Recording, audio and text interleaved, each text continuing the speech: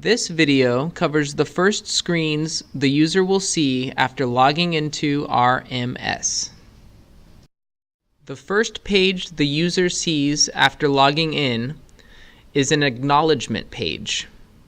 After reading the important notice on this page, select the Continue to Report Management System link at the bottom of the page.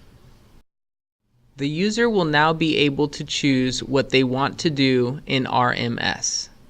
If this is the first year of reporting, the user will see this screen. The status on this example indicates the report is not started. The user can click on the blue Start link to begin the report. If the user has submitted reports in the past, they will see this screen. It shows the history of reporting years for the water right and actions the user can take for each of these years. The status column shows the current progress of each report. The user can see if their report has been submitted, is in progress, meaning it needs to be finished, or is not started.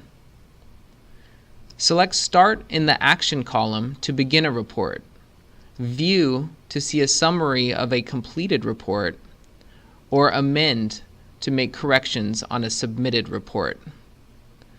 Select Invoice in order to view payment information for a report. The Invoice option may not apply to all water rights. The first page of each report summarizes contact information for the current owner and agent. Select Yes if the information is correct. If the information is not correct, the user can select No and still complete the report to be sure the reporting is done in a timely manner. It can take up to 4 weeks to process change of owner information in the RMS system, so don't wait to report.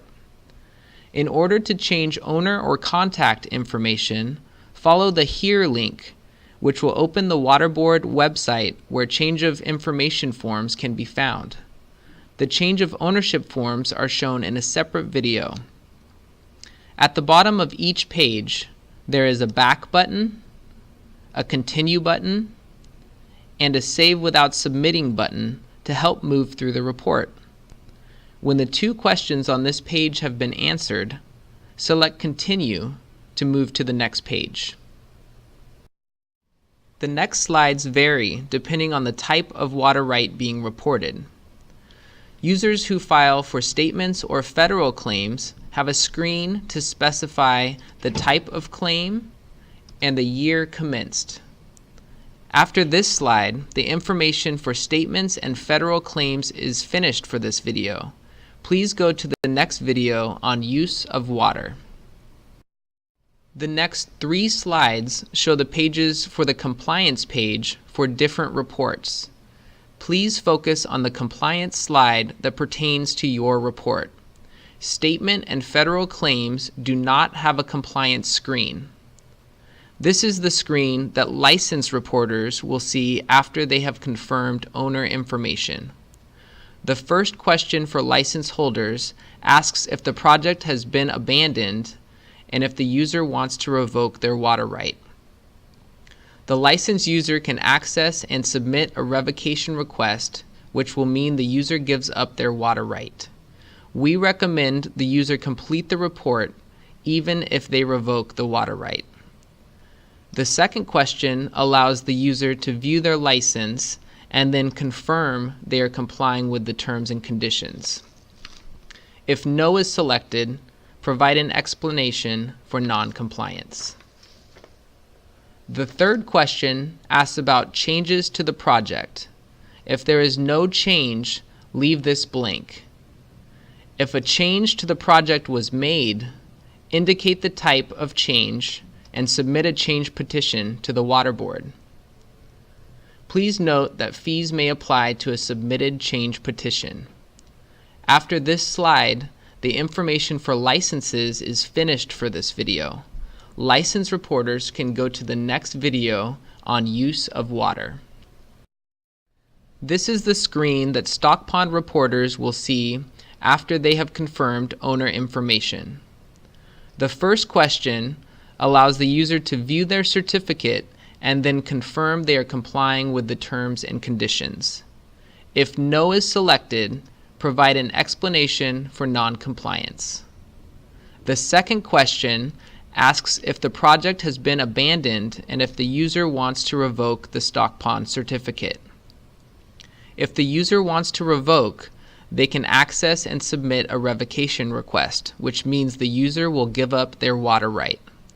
We recommend that the user complete the report even if they revoke the water right. After this slide, the information for Stockponds is finished for this video.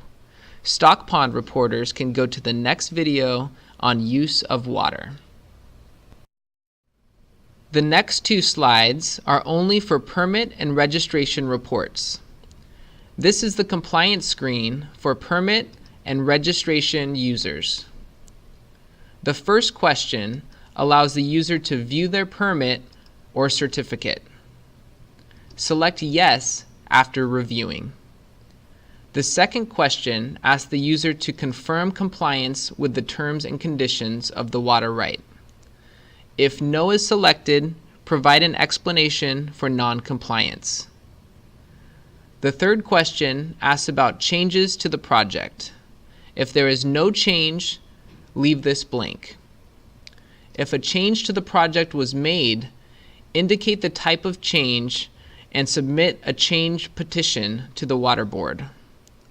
Please note that fees may apply to a submitted change petition. Select Continue to move to the next page. This project status page will only be seen by permit and registration holders. The three sections of this page allow permit and registration holders to indicate whether the project has been revoked, completed, or not completed. For the first question, select the button next to Revocation if the project has been abandoned. If needed, access the revocation request form by following the link. If the project is complete, indicate this by selecting the second option, and if the project is not completed, select the final option and answer questions A through F. To petition for an extension of time for a permitted project, select the link at the bottom of the page. Fees may apply to the extension of time petitions. Select the Continue button to proceed to the next page. This video completes the initial screens of the report. The next video covers reporting the use of water. Thank you for watching.